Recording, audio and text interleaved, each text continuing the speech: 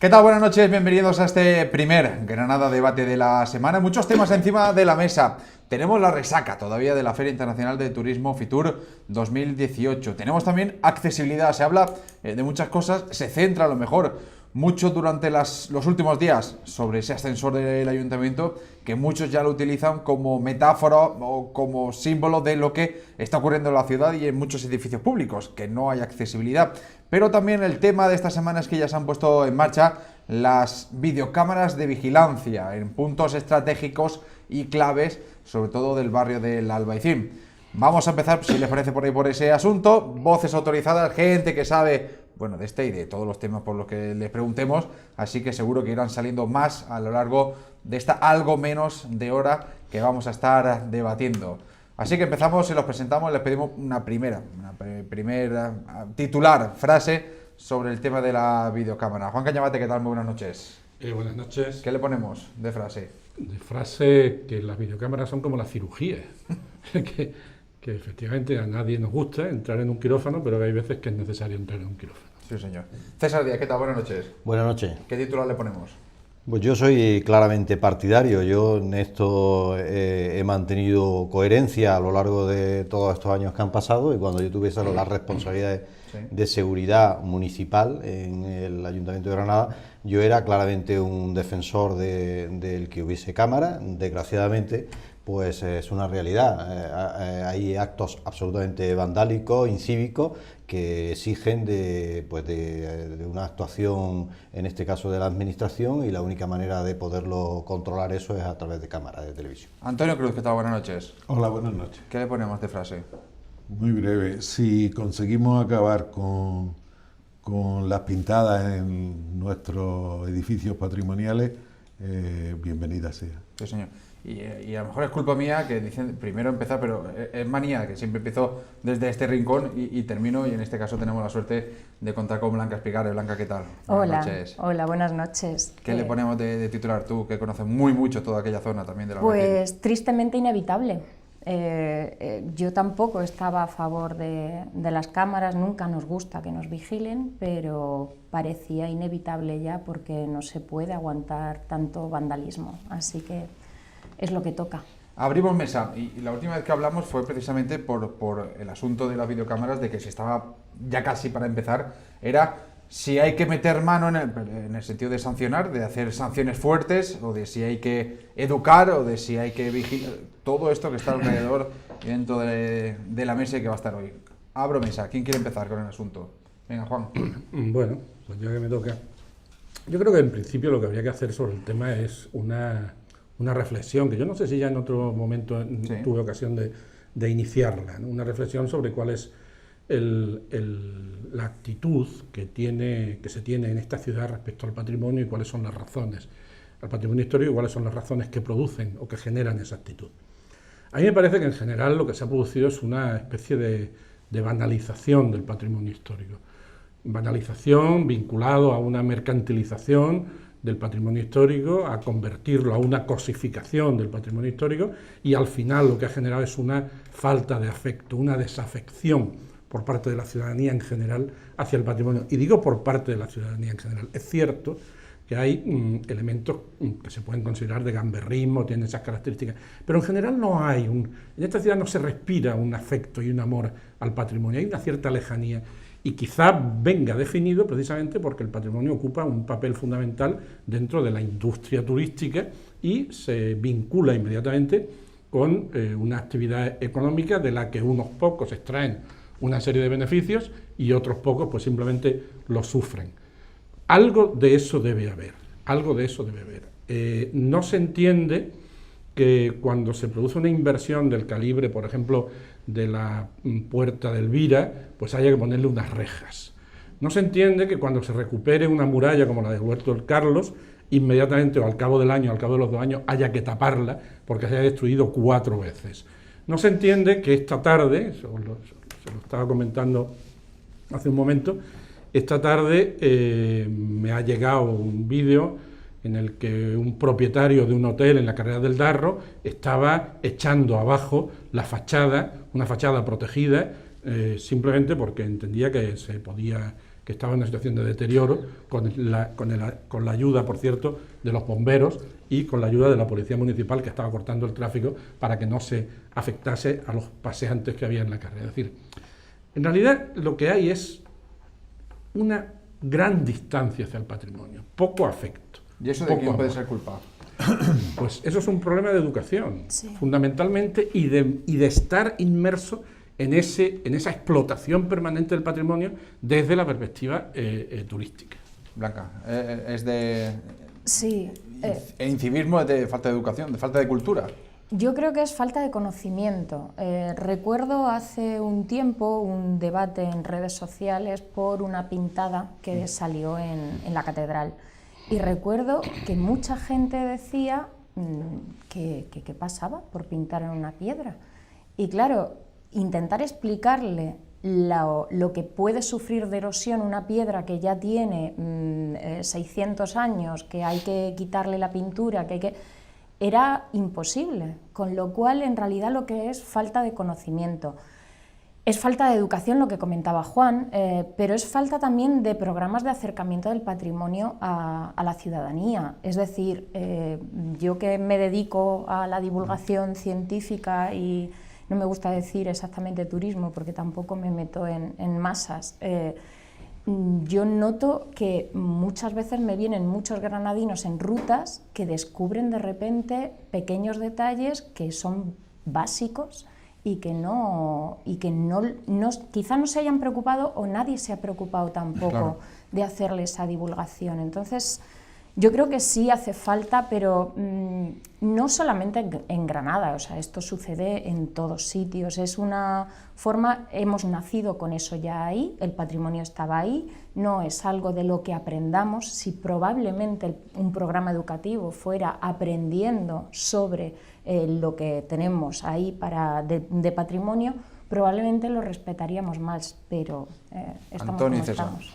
Bueno, yo no puedo rebatir en absoluto la intervención de los dos compañeros, estoy totalmente de acuerdo, pero hay un elemento que yo añado y es la falta de educación cívica que tienen los ciudadanos. Es decir, no es de recibo, independientemente de que se ame o no se ame el patrimonio, independientemente de que haya sido educado o no en un amor a la cultura y a nuestra historia, sino la cuestión es de personas que les da exactamente igual 8 que 80.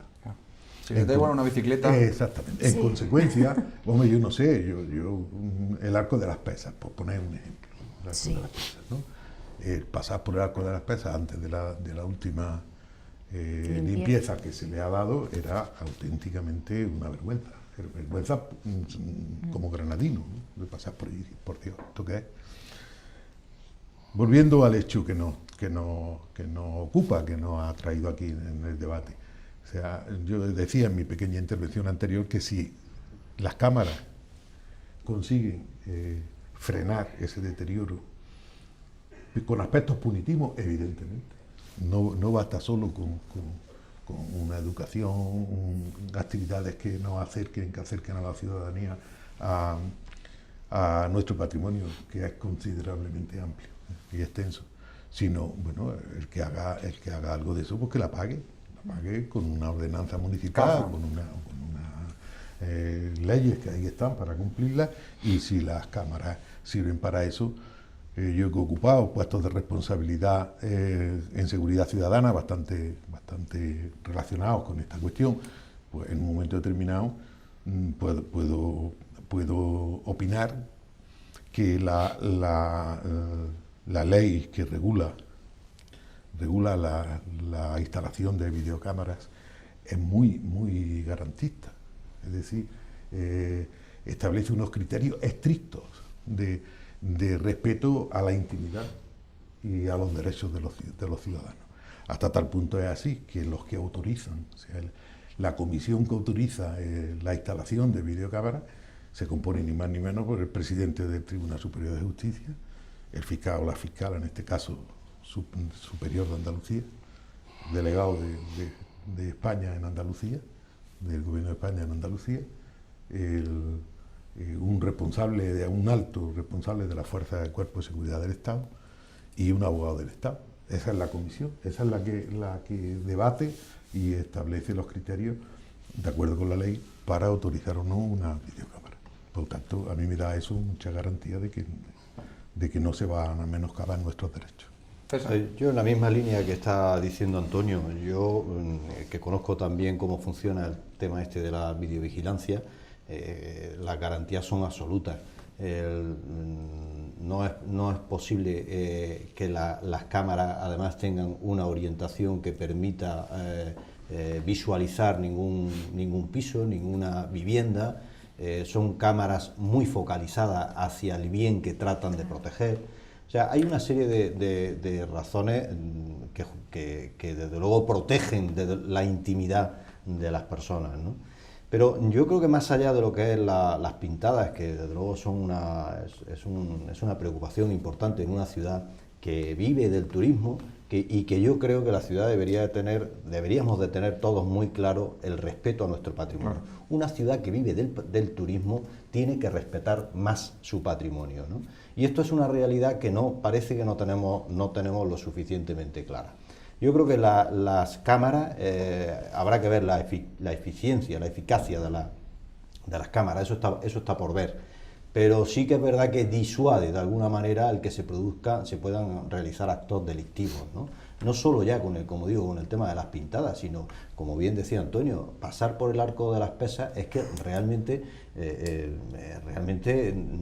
nos impone a cualquier granadino, por el olor, por una serie de circunstancias. Y esto sucede en Granada, y además en un barrio histórico, patrimonio de la humanidad. Y contra eso los ciudadanos, los granadinos, tenemos que rebelarnos, tenemos que hacer todo y poner todos los medios que podamos para aislar esas conductas incívicas. Yo creo que eso merece toda la reacción que podamos, porque vivimos del turismo y en ese sentido hay que cuidar el patrimonio. Y al final esto todo va hacia la base, quiero decir, ¿de dónde nace el problema? Porque poner videocámaras me parece la situación extrema más lamentable que se puede hacer en una ciudad como Granada, porque se ha tenido que llegar a eso. Pero, ¿qué hacemos para concienciar, o qué hacemos para educar, o qué hacemos para formar de que, sobre todo los niños, que se hizo un van programa poco a poco, de niño, la piedra no la toques? Se ha hecho este año un programa por primera vez, que por cierto es un programa que está copiado de la superintendencia en Sicilia de Beni Culturali. Tenían un problema serio en algunas ciudades relacionado con la ocupación de los espacios públicos por parte de la mafia. Es decir, la mafia ocupaba las calles. Entonces, lo que se hizo fue poner en marcha un programa dedicado a colegios, a niños, un programa que funcionaba de la siguiente manera. Cada clase de un colegio adoptaba un espacio público. Qué bonito. Entonces, ejemplo, durante un año, esa clase se dedicaba a desarrollar una serie de actividades vinculadas con ese espacio público, que podía ser una plaza, que podía ser una calle, que podía ser una portada, una iglesia y tal. Y se hacían toda una serie de actividades de tal manera que finalmente consiguieron rescatar esos espacios públicos de la mafia y convertirlos otra vez, entregárselos a sus ciudadanos. Tiene más valor eso que va contra la mafia. Sí, eso todavía tiene más valor. Esto se ha hecho este año por primera vez aquí, en el Arco de las Pesas, precisamente en colaboración con el Colegio Gómez Moreno. Y se hizo una actividad, parecida, similar, no era exactamente, pero sí fue establecer una relación de vínculo, de afecto. Fijaros que si uno se lee la Carta de Atenas, en fin, todos los documentos de protección del patrimonio que hay, en todo se hace referencia a que la mejor manera de proteger el patrimonio es el afecto de los ciudadanos. En todo. Sí. En todo. Entonces, el granadino tiene una falta de afecto sobre lo suyo. Estoy absolutamente convencido de ello. Porque no lo conoce. De todas formas, yo no creo lo que conoce. Pero entonces, a lo mejor el problema, perdón, César, de que hay que enseñarle, y me voy a los pequeños, porque son el definido, porque ya los mayores que hacen una pintada ya es que eso es para darle con una piedra a la cabeza. Eso ya no tiene. No, mira, si me permite un minuto nomás, sí. Perdona. Hace unos años, poco, no recuerdo exactamente, se detuvo a un señor que había pintado en el barrio de la Albaicín. Nos acordamos todos. Nos acordáis todos, ¿no? Ese señor era profesor de la Universidad de Granada. señor fue pillado infragante y fue absuelto por el tribunal que lo juzgó o que le instruyó o lo que fuese. Es decir, que no tuvo ninguna consecuencia negativa para él, multa, ni nada, para yo su no lo patrimonio, recuerdo. ni para su persona. Es verdad, hay que educar a los niños. Lo de tutelar me parece una idea extraordinaria, una idea magnífica, lo hacen suyo. Pero si no ponemos la otra parte también de la balanza, la verdad es que en el caso de Granada en concreto, yo no sé, me gusta viajar, pero yo no veo el deterioro como consecuencia de la acción del hombre de manera voluntaria en afear un bien patrimonial. No lo he visto Yo creo que en eso no lo he visto en ningún sitio. discrepo de Antonio, porque realmente el tema de la libre expresión, por decirlo de alguna manera, ¿no? Que es quizás por buscarle algún tipo de justificación a este tipo de acciones incívicas, yo creo que desgraciadamente no es una situación exclusiva de Granada, ni siquiera del patrimonio. Es decir, las conductas incívicas las estamos viendo a diario, como antes hablábamos, por ejemplo, con un servicio público como es el de las bicicletas. Y también nos comportamos de manera incívica, ¿no? Entonces yo creo que aquí hay una cuestión de educación. Hay una cuestión de educación, de conseguir en relación con el patrimonio, conseguir ese sentimiento, ese apego a nuestro patrimonio, y en general con todo el servicio público, porque yo creo que la sensación que muchas veces hay ciudadanos que tienen es que, bueno, pues esto no es de nadie, esto no es de nadie. Y no solo es de todos, también de ellos, sino que además es que tiene un efecto importantísimo, trascendental en la economía de la ciudad o de la provincia. Pero yo sí quisiera, como comenzaba, ¿no?, decir, porque parece, digamos, en el contexto, en el debate que estamos teniendo, como si esto fuese exclusivamente un problema de Granada. Desgraciadamente es un problema de falta de civismo que se da en todas las ciudades y en todos los servicios públicos, desgraciadamente. Es muy mediterráneo, creo yo, porque a medida que nos subimos hacia Europa, también hay un sentimiento hacia lo público muy diferente. Eso se puede percibir en cuanto cambias la frontera.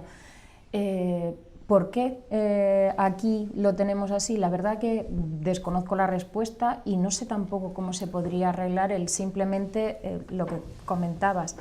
En vez de suponer que lo público no es de nadie, que realmente entendamos que lo público es de todos y que lo mantenemos todos y que todos participamos y lo usamos. Entonces, la verdad que es un tema de educación y de lo que hablábamos antes de tutelaje, de conocimiento, de generar programas que puedan acercar el patrimonio a la gente, conocer mucha parte de esa historia para de repente sentirnos reflejados en esa piedra que vamos a mancillar, por decirlo de alguna forma.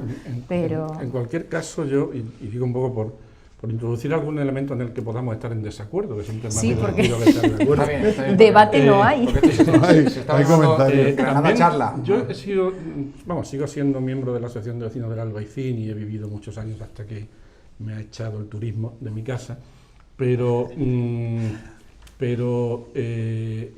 la Asociación de Vecinos también se ha planteado, y lo hemos visto y somos testigos, de que la eficacia de la policía, fundamentalmente de la policía municipal, no es siempre algo que realmente merezca la pena ser aplaudido. Es decir, la policía no está en el Albaicín. La policía pasa por el Albaicín, pasa de largo. Todo el mundo echa de menos aquella época en que había una comisaría allí arriba de las murallas y la policía, pues no hay una policía cercana, no hay una policía que patee, que ande por las calles. Eso no existe. Entonces hay una policía que cruza con sus coches magníficos por el Darro, sube por el Chapí y por la cuesta de Aíse y llega otra vez a la carretera de Murcia, pero no se ve a esa policía andando por la ciudad, andando por un barrio que requiere que se ande por él, porque eso pasa en todas las ciudades que tienen unos cascos históricos tan complejos, pues la policía está vinculada de otra manera al ciudadano, y esto en Granada no ocurre. En Granada, no sé por qué extraña razón, también hemos optado por un sistema de seguridad pública enormemente restrictivo en ese tipo de cuestiones, pero que tampoco funciona. Por ejemplo, yo vivo mucho fuera de Granada, viajo mucho fuera de Granada, y yo no veo tanto pivote en las aceras en otras ciudades como los veo aquí. Los volardos famosos. Los volardos, o perdón, por si alguien se ofende, los Pepe Torres, que le hemos llamado toda la vida. Sí. Yo no he visto el sistema de multas por cámara que hay en Granada tan desarrollado en ninguna otra ciudad. Yo he vivido en Sevilla, he vivido en Málaga, he vivido en Almería, y yo no lo veo tanto. Entonces aquí parece como que no hay una eficacia real de las fuerzas locales de seguridad, ¿no? Sino que se deja todo a ese tipo de medida preventiva, a ese tipo de volardo o a la cámara que hay en... Sí, de responsabilidad civil, Sí, ¿no?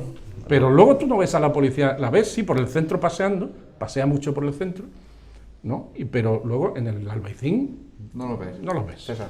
Bueno, la policía, no voy a ser yo quien tampoco haga una, pero la policía está organizada por distritos y en consecuencia cuando se presentan las actuaciones de la policía local en los distritos, las diferentes juntas municipales de distrito, se presentan una serie de resultados de actuaciones y de intervenciones. En consecuencia, la policía obviamente está. Está en cada rincón, tenemos que tener un policía en cada esquina.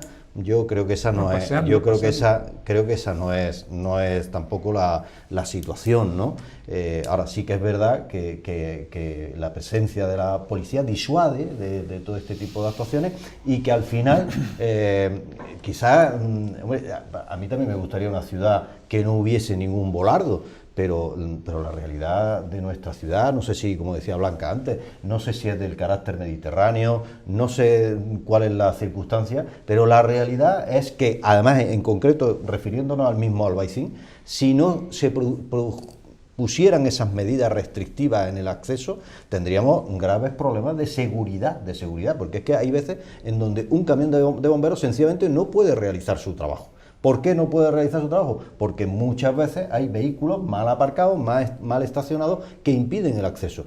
En consecuencia, hombre, a mí me gustaría vivir y me gustaría hablar de una ciudad idílica, una ciudad en donde no necesitáramos cámaras, donde no necesitáramos pivotes, no necesitáramos ni siquiera presencia policial. Pero la realidad, desgraciadamente, es que hay muchas conductas incívicas que ponen en riesgo la seguridad de los demás. Ya no la seguridad de ellos mismos, sino la seguridad de los demás. En consecuencia, no hay más remedio que actuar. Y desde luego, presencia policial, por los datos que se presentan a la Junta Municipal, tú eres miembro de la Junta Municipal, y en consecuencia, pues asiste a esa presentación de datos. Actuaciones hay, pero ya digo, lo que no hay es un policía en cada esquina. Sí, lo que ocurre es que cualquier plan de seguridad ciudadana que se pueda elaborar, y son muchos los que se han hecho, ¿no? Su eficacia depende mucho del número de efectivos y sobre todo, en eso sí coincido con Juan, es decir, que la policía ha de verse, tiene que verse, el ciudadano tiene que ver a la policía. Acordaos cuando se hablaba de la policía de proximidad, es decir, el ciudadano que va paseando, va por la calle y ve que hoy día, afortunadamente, hay más policía en la calle. Hay más policía en la calle y se ve incluso policía fuertemente armada. Se ve en nuestra ciudad, en nuestro casco histórico. ¿El Albaicín qué ocurre en el Albaicín? Pues en el Albaicín, yo coincido con Juan perfectamente. Es decir, es raro que tú veas en el Albaicín a una pareja de policía andando. No se ve. Eso, yo que me lo pateo tanto, no se ve. Entonces, sí sería necesario que se estableciera lo mismo que se han hecho planes de seguridad para la zona norte o para otros lugares. A lo mejor ese era el paso antes de la videocámara, ¿no? Poner policía. Yo creo que son complementarias. Es decir, yo creo que la videocámara, dentro del debate, desde mi punto de vista, no estaría dentro del debate que ha abierto Juan. Es decir, lo que es cierto es que la presencia de la policía en la calle es fundamental. Es importantísimo. ¿Para qué? Para que el ciudadano tenga sensación de seguridad. Y teniendo sensación de seguridad, evitamos o podemos paliar bastante esas actitudes incívicas que determinados ciudadanos, determinadas personas que no le importa nada lo que hacen, pues lleguen a esas actividades que son perniciosas para nuestro patrimonio y para nuestro propio contexto de ciudad y de convivencia dentro de nosotros. Cerramos ahora en tan solo 3 minutos este debate y abrimos más temas. Hacemos un pequeño alto y continuamos aquí en Granada Debate. Seguimos en Granada Debate, tema videocámaras. ¿Alguien quiere añadir más? Creo que Blanca quería nada. No. Vale. Bueno, yo sí, Vale, por completar un poco Si no por este, lo por que este. estabais diciendo, clarísimamente, la presencia de la policía, no solo en el Albaicín, vuelvo al inicio de la reflexión que hacíamos. Una ciudad que vive del turismo tiene que cuidar su patrimonio, y una ciudad que vive del turismo es importante que tenga una policía turística, una policía que sepa idioma, una policía que esté presente, que se le vea. Eso es, sin lugar a duda, para mí me parece que es importante, y volviendo al caso que hablábamos antes, en un barrio como el Albaicín, patrimonio de la humanidad, me parece que es muy importante que haya una presencia policial permanente.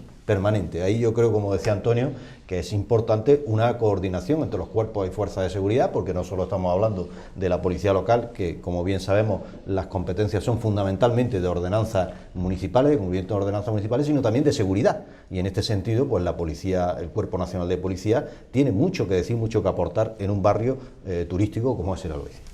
Lo meterán los partidos políticos, seguro, para su próximo programa electoral, que ya va oliendo a elecciones municipales. Por cierto, una encuesta de esta casa decía que Paco Cuenca sería alcalde en las próximas elecciones.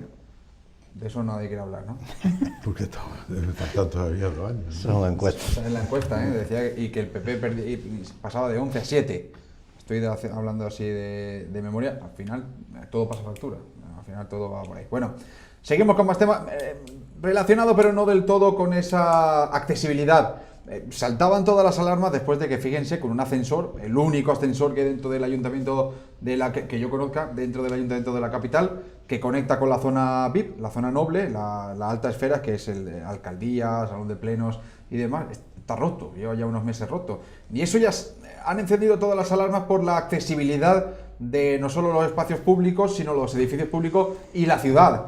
Y me viene muy bien lo de todo el tema de los volardos, de los que estábamos hablando, porque dicen que hay más volardos, demasiados volardos, y que hay zonas donde no se puede transitar, sobre todo si llevas silla de ruedas, si vas con algún tipo de ayuda, por la ciudad.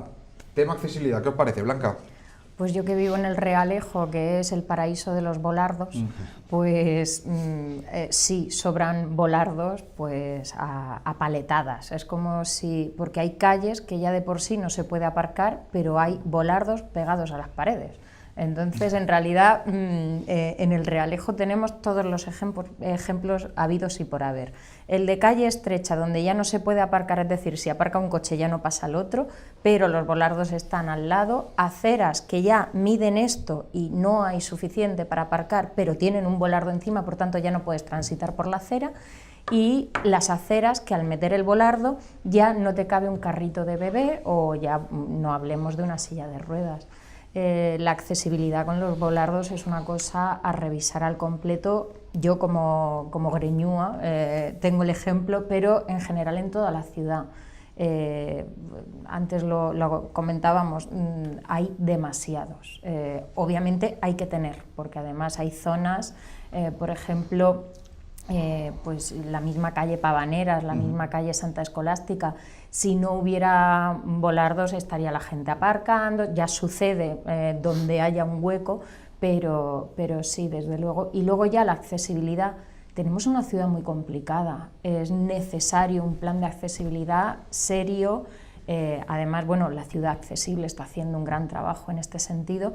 Es complicadísimo, o sea, yo hay veces con ciertas visitas que hago con gente de movilidad reducida, que tratar de pensar cómo hacer una visita es un puzzle complicadísimo. Pero ya si además añadimos muchos más problemas de vallas donde no debe haber, por supuesto, ya el incivismo aparcando en los pasos de peatones, en el rebaje que muchas veces no existe, pues entonces ya se complica mucho más. Venga, Antonio. Aún siendo ciudadanos cumplidores de las ordenanzas municipales, aparcando bien, respetando los vados, etcétera. Granada no es una ciudad accesible. No. O sea, Granada entre Volardo, Farola, Orografía. maceteros y distinto mobiliario urbano que puebla. Y las terrazas, también terrazas. puedes decir terrazas. O sea, Esa es buena. hoy día hace que incluso los ciudadanos que tenemos una movilidad normal nos cueste trabajo deambular por el casco histórico. Casco histórico porque yo creo que es donde se da fundamentalmente este problema. En la Granada histórica, en Albaicín, en Ralejo, en la zona centro, fundamentalmente. Por tanto, yo creo que sí, que la administración debería de planteárselo, en este caso el ayuntamiento, debería plantearse un plan de accesibilidad integral donde, bueno, haga la vida más llevadera, sobre todo para aquellas personas que tienen problemas de movilidad y que se ven, pues, bueno, no hace falta las amas de casa, la señora con su niño en el carrito, en fin. Yo creo que coincidimos en que debe de hacerse porque, bueno, eso sería ganar en bienestar. Juan César, dale César. Bueno, yo creo que Podría hablar cuando queráis, Granada en estoy ese dando paso, sentido pero es una ciudad difícil. Tenía accesibilidad para hablar.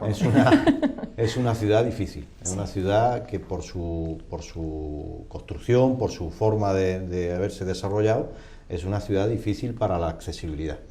Y en este sentido, pues evidentemente los volardos es un problema que yo creo que obliga o debería de obligar a la administración a hacer una reflexión sobre un poco todo lo que es la accesibilidad en la ciudad.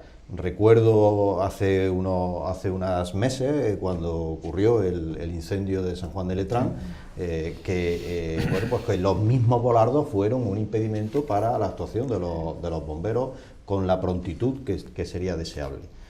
Y también recuerdo en aquel momento que hubo un compromiso del gobierno municipal de hacer un análisis, una reflexión sobre los volardos en nuestra ciudad. Hasta la fecha, al menos en lo que yo conozca, no sé las conclusiones de ese estudio.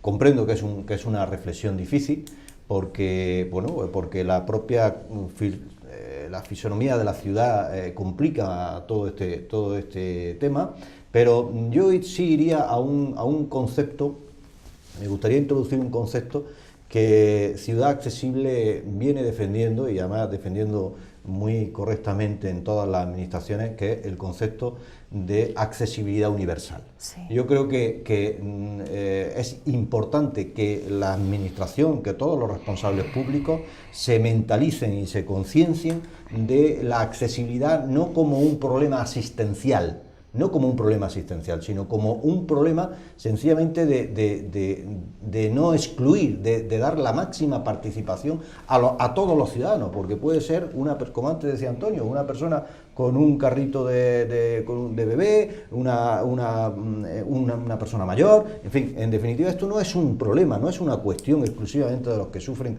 algún tipo de discapacidad, sino que es un problema que afecta a muchos ciudadanos, y en consecuencia es importante que todas las administraciones, todos los responsables públicos se conciencien de ese carácter, de ese enfoque universal que debería de tener la accesibilidad en toda la acción pública. Bueno, a mí me gusta mucho la reflexión que haces, porque es verdad que la accesibilidad es un problema que inicialmente, y me acuso en torno mea culpa en ese sentido, inicialmente uno piensa en la accesibilidad como un problema de otros. Sí. Es decir, hay alguien que tiene una silla de ruedas, hay alguien que tal, es un problema de otros. Dejando al margen otro asunto que también quiero tocar, que es el asunto de que la ciudad es la ciudad más llena de cosas que yo he visto en mi vida. Sí. O sea, está llena de todo. Está llena de todo. No se puede dar un paso sin encontrarse algo en medio, ¿eh? Sí, sí. De todo lo que uno puede imaginarse.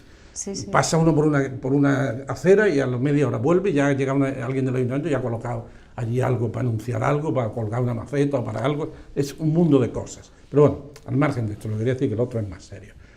Sí, es verdad que se considera como un problema de otros, hasta que de pronto un día uno cae en la cuenta de que no es un problema de otros, sino que es un problema de todos. Esto sí que es importante. Y os pondré un ejemplo que creo que resulta elocuente y gráfico. Perdona, es Cuenca, que estaba viendo el debate, está metiendo todo. Quiere participar directamente. Queda feo que le suene el móvil al presentador, perdona, Juan. Los autobuses de Granada que son accesibles no funcionan la mayoría. Sí. No funcionan la mayoría, es decir, las plataformas esas que tienen La que salir, rampa esa las rampas esas que tienen que salir no funcionan.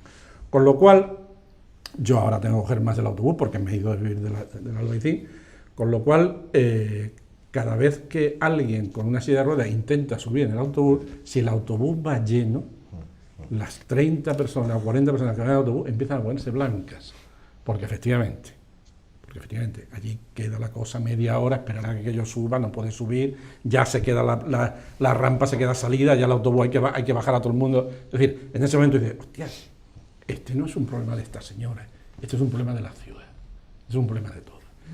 Y además es un problema de todos que exige que replanteemos muchos de los presupuestos que con mucho rigor hemos mantenido durante mucho tiempo. Por ejemplo, cada vez que hemos pensado en la posibilidad de poner una escalera mecánica en el Albaicín, yo soy albaicinero y además de eso soy un profesional del patrimonio, pues nos hemos llevado la mano en la cabeza. ¿Cómo vamos a poner unas escaleras mecánicas en Albaicín? ¿Qué locura es esa? Luego va uno a Vitoria y hay escaleras mecánicas. Luego va uno a Toledo, hay escaleras mecánicas. Luego va uno a San Sebastián, hay escaleras mecánicas. Cuando decimos, oye, ¿y esta señora que va con su carrito a la compra en un barrio como el Albaicín? Vuelvo a la referencia. Con su carrito a la compra. Y porque además hay cada vez menos tiendas en el Albaicín y tiene que bajar hasta el mercado y tiene que subir luego por ese empedrado. ¿Por qué no nos replanteamos todo eso, aunque lo riguroso sea que no se ponga, que el empedrado no se toque? Vamos a replantearnos todo eso porque es muy importante. Y os pongo un último ejemplo, que lo he vivido también muy cerca. Una vivienda con una diferencia de cotas importante entre el acceso y la planta, de abajo, en una calle empinada del Albaicín. Vivía un señor al que yo durante mucho tiempo pensé que se había muerto. Os lo aseguro. Hasta que un día descubrí que no, que el señor es que estaba en una silla de ruedas y no podía subir hasta arriba. A alguien se le ocurrió en esta parte de la casa abrirle una puerta, que por supuesto el plan especial no prevé. Que por supuesto el plan no prevé. Alguien dijo, hombre, verás, el plan no lo prevé, y de pronto descubrimos que el señor vivía. Verás, quiero decir, vamos a considerar las normas también desde esa perspectiva y a incluir eso porque es un problema, de verdad que es un problema de todos. Sí, la reflexión patrimonio y accesibilidad yo creo que requiere una pensada porque Granada es una ciudad que la mayoría de su casco histórico está protegido y entonces cualquier actuación que vaya a favor de propiciar la accesibilidad puede chocar con una defensa del patrimonio. Eso sería un tema. Pero el principal patrimonio de debate. son los ciudadanos. Son las personas, evidentemente. Pero yo creo que como esto es, salvando la distancia, como otros debates a nivel nacional, ¿no? La norma está ahí para cumplirla, pero también está para modificarla. Evidentemente. Y yo creo que el problema es como tú decías antes, yo creo, y es que creemos que es un problema de otro. No es un problema nuestro, sino parece que es un problema de otro. Y mientras no nos concienciemos de que esto es un problema de todos, un problema que más pronto o más tarde todos tenemos, más pronto o más tarde. Y esto yo creo que mientras eso no se haga, pues no tomaremos conciencia de tomar medidas, sea modificando la norma, porque si la norma impide adaptar esa vivienda, es que yo creo que lo que se tiene es cambiar la norma. Claro. Efectivamente. Eso es evidente. Hay que pensar en las normas con rigor. Claro, lo que pasa es que te encuentras luego con determinadas personas que son tienen un rigor excesivo a la hora de dar vía libre a este tipo de... Es que a veces la norma necesita empatía por parte de las personas que la aplican y eso hay veces... Y Granada es así, o sea, Granada es que está llena de cosas, lo hemos dicho. Es decir, tú vas andando, tú eres Realejo, bueno, vas andando por cualquier calle de Realejo, por la calle Reyes, que es la calle... El mobiliario urbano sobra por todos sitios. Ese es otro problema. Por eso yo insistía antes en que un tema de accesibilidad yo creo que es una materia transversal. Sí. Y por supuesto, desde luego, lo que tengo muy claro es que no es una materia asistencial. No es una materia asistencial. En consecuencia, todo lo que es, digamos, delegar estas competencias en una concejalía que sea de bienestar social, está muy bien, pero no estamos resolviendo el problema. Yo creo que esto es una cuestión, incluso, diría, a nivel, hablando en términos municipales, diría incluso a nivel de alcaldía. O sea, esto es la competencia en cuanto a accesibilidad. Si le queremos dar de verdad el carácter universal, como está defendiendo y muy bien Ciudad Granada Accesible, yo creo que es dándole la entidad de accesibilidad universal, en el sentido de que no sea solo asistencial como muchas veces le damos enfoque. Luego yo creo que es importante también poner en una bandeja, pues, a la hora de la toma de decisiones con respecto a las inversiones que se realizan en esa materia. Hay que ser también un poquito coherente, ¿no? Y un poquito realista y establecer una relación eficaz entre los presupuestos con los que se cuentan, inversiones de este tipo, y cuáles son las medidas que se pueden tomar. Hay ocasiones en que de pronto se ven cosas que dices tú, bueno, esto no parece que sea lo más adecuado porque no afecta al mayor número de gente posible, porque está muy reducido, ¿no? Pues voy a construir un ascensor en tal sitio. Mire usted, a lo mejor esa inversión, que es una inversión complicada, que es una inversión cara, pues a lo mejor no es la más adecuada, y sin embargo hay otras cosas que sí que requieren que se fije más la mirada, ¿no? Entonces, en ese sentido hay que también establecer eso. El tema de recursos siempre será una complicación porque son limitados y en consecuencia no alcanzan a todo lo que... Pero yo creo que esto es una cuestión de prioridad, como probablemente otra, pero esto es una cuestión de prioridad que debe también tener, como bien decía Juan, su reflejo en los presupuestos, ¿no? Obviamente. Sí. Y luego el otro asunto, yo creo que, hombre, yo no lo quiero dejar pasar porque dale. Yo comprenderéis, el asunto de la ocupación del espacio público, de la privatización de lo público, porque no tiene otro nombre. A las terrazas. Ese asunto es, vamos, veréis, hay alguien que empieza a pensar que yo es que soy un psicópata enloquecido. Sí, que no te gustan los bares. Y obsesionado, que no me gustan los bares, sí que me gustan. Pero hay que poner pie en pared ya. No se puede esgrimir ya ninguno de los argumentos que se utilizan, porque ninguno de los argumentos es válido. Y además todos los argumentos acaban viniéndose abajo para justificar lo que es una apropiación, un usucapio de lo que es un espacio público. Hay que controlar, ordenar y, sobre todo, si las medidas que parece ser que dice el alcalde se están tomando, que yo sigo sin percibirlas, pues se están tomando las medidas desde el ayuntamiento y no se cumplen por parte de los empresarios, pues hay que obligar a los empresarios a cumplirlas. No, lo decía Antonio Malpica ayer en una conferencia que dio en La Madraza, no es de recibo, no se puede soportar una alcaicería en las condiciones en las que está. No se puede soportar una calle Calderería como está. No se puede soportar Plaza Nueva. Todo ese núcleo Marqués de Gerona. Entonces, el problema de los bomberos que no pudieron entrar en el último incendio que hubo allí en San Lázaro es que en Marqués de Gerona tampoco pudieron entrar. En Marqués de Gerona se tuvieron que bajar los bomberos de los camiones a quitar las sillas y las mesas para poder meter el camión porque no cabía el camión, porque estaba lleno de mesas y de sillas, que por eso ahora el ayuntamiento tiene fija la mirada en ese pequeño espacio concreto. O sea, el problema de la ocupación del espacio, de verdad que en esta ciudad hay que pararlo ya. A mí me sorprendió mucho hace unos meses, bajaba por Navas y había una ambulancia parada. Y entonces de repente me pasa pues una médico de estas de 061 volando y veo que el conductor de la ambulancia está discutiendo con los dos bares de los laterales porque necesitaba meter la ambulancia, lógicamente. Y luego me enteré por norma que lo tienen que hacer, es decir, si hay una urgencia hay que quitar inmediatamente todo y dejarlo pasar. Y los encargados estaban encarando con el conductor diciendo que acababan de poner las terrazas, que no las iban a quitar ahora, que si era muy muy urgente, pues bueno, pero que... Y era una cosa... Entonces el hombre, muy tranquilo, se ve que está súper acostumbrado, cogió el teléfono y dijo, bueno, llamo a la policía y sabéis que lo vais a tener que quitar antes o después, si lo hacéis más tarde, pues tendrá consecuencias, si lo hacéis ahora, y empezaron a quitarlo. Pero a mí lo que Y me entre parecía... tanto el enfermo esperando. Claro, no, ya había pasado, ya te digo, la de 0,61 había pasado al lado mía, que yo decía, ¿qué pasa aquí? Claro, de repente me di cuenta del percal, pero a mí me parecía no solamente muy poco empático, sino me parecía de sinvergüenzas, es decir, tenéis además porque la calle Navas además tiene como un permiso especial para poder tener sacado, y encima, cuando hay una urgencia, que es lo único que os dicen, que cuando hay una urgencia quitéis, ¿no lo hacéis?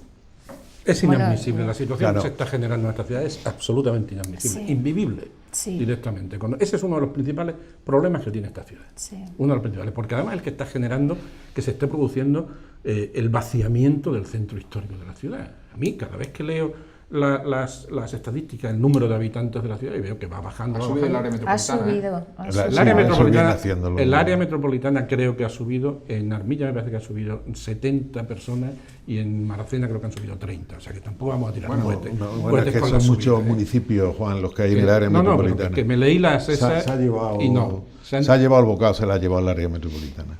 Bueno, lo que ha perdido como es lo Granada, mismo, o sea, vamos a ver, ¿cómo No hay mantienes, distancia, es lo que le pasa a una lo ciudad. que ha perdido Granada, ¿cómo mantienes una actividad comercial cuando no hay habitantes en el centro? Claro. eso es evidente, eso está claro. ¿Cómo la mantienes? O sea, el mercado de San Agustín, que es un sitio donde a mí me gusta ir, Sí, a mí también. Me soy, gustaba. soy Ya, aficionado a ir al mercado de San Agustín cuando puedo, los sábados, claro. Resulta que de pronto ves que no tira. Cuando te vas a Málaga y ves el mercado de las Atarazanas que está a tope, o te vas a Almería y está el mercado. Entonces, claro, ¿qué ocurre? Que el centro está desapareciendo, se está destruyendo la ciudad. Eso se llama destruir una ciudad. Sí, sin habitantes no hay. Eso se llama destruir una ciudad. Y habrá que preguntar quién la está destruyendo y quién es cómplice de esa destrucción. Hay que hacer todo, vamos, yo creo que desde el ayuntamiento fundamentalmente, que es la administración que tiene toda la competencia en este aspecto que estamos diciendo, ¿no? Hay que atraer a la gente y hay que establecer focos de atracción de tipo cultural, de tipo, has dicho, el mercado. La gente no va al mercado de San Agustín porque el mercado de San Agustín no tiene el atractivo que puede tener el mercado en Cádiz o en Málaga o en Madrid o en Barcelona, sino bueno, se ha ido dejando una serie de innovaciones que tenían que haberse hecho en el pequeño y mediano comercio, en el centro histórico, y no se ha hecho. Y entonces, ¿quién tiene la responsabilidad? Fundamentalmente los poderes municipales, los poderes locales. ¿Por qué? Porque han dejado que la gente huya del centro histórico y terminó de poblar los barrios periféricos y ahora se están poblando los municipios del área metropolitana. Granada llegó a tener 250 y tantos mil habitantes, casi 260.000 habitantes en un momento determinado, no recuerdo ahora qué año fue. Granada iba para los 300. Y ahora estamos en 237, me parece que estamos. 195, me parece. No, 237 es la cifra del último censo. Por tanto, yo creo que depende mucho de cómo tira. Por ejemplo, la calle Mesones. La calle Mesones es una calle que no sé lo que tenéis ya cierta edad, podéis recordar conmigo, cuando se hizo peatonal en la calle Mesones, hubo una auténtica rebelión de los comerciantes de la calle Mesones, recuerdo que era el alcalde Antonio Jara, ¿no? Vamos, era una cosa, que ¿cómo iba a hacerse peatonal la calle Mesones? Hoy día la calle Mesones es un ejemplo de calle comercial donde la gente pasea con una manera... Pero donde la gente no vive.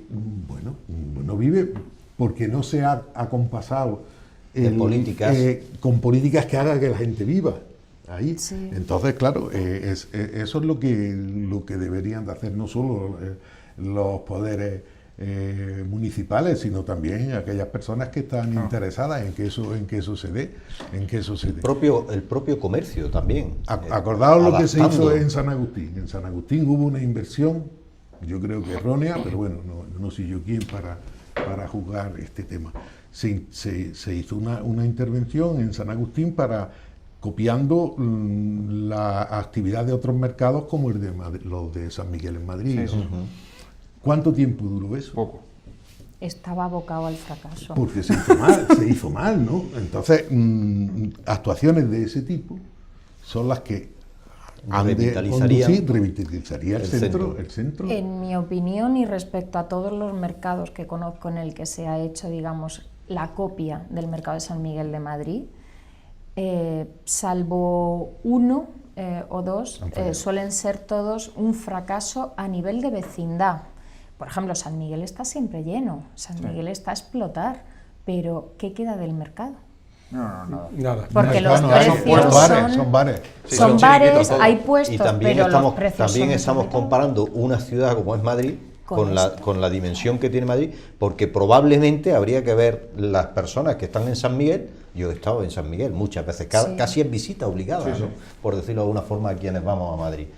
Con el nivel, la población que hay en Granada. Es que y luego además la idiosincrasia del propio granadino, ¿no? Sí. Porque la filosofía, como hablaba Antonio, la filosofía del negocio que allí se implantó, pues yo creo que adolecía de una falta de conocimiento de lo que es Granada, de lo que son las tradiciones gastronómicas en Granada, con lo cual, pues es que apuntaba manera ya. Porque la ostra, muy granadina, no ha Es sido una- nunca. De todos modos es una trama al Tiene que final. ser en 20 segundos.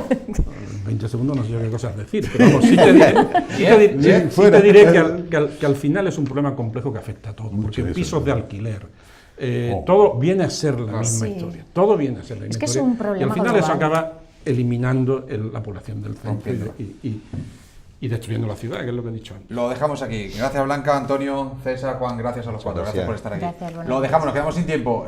Mañana más, Granada Debate, mañana en clave provincial. Tendremos a representantes de la Diputación de Granada aquí hablando de los temas de actualidad. Ya hablaremos de Fitur 2018-2019. Ya hablaremos el año que viene de Fitur. Gracias. A Fitur no le hemos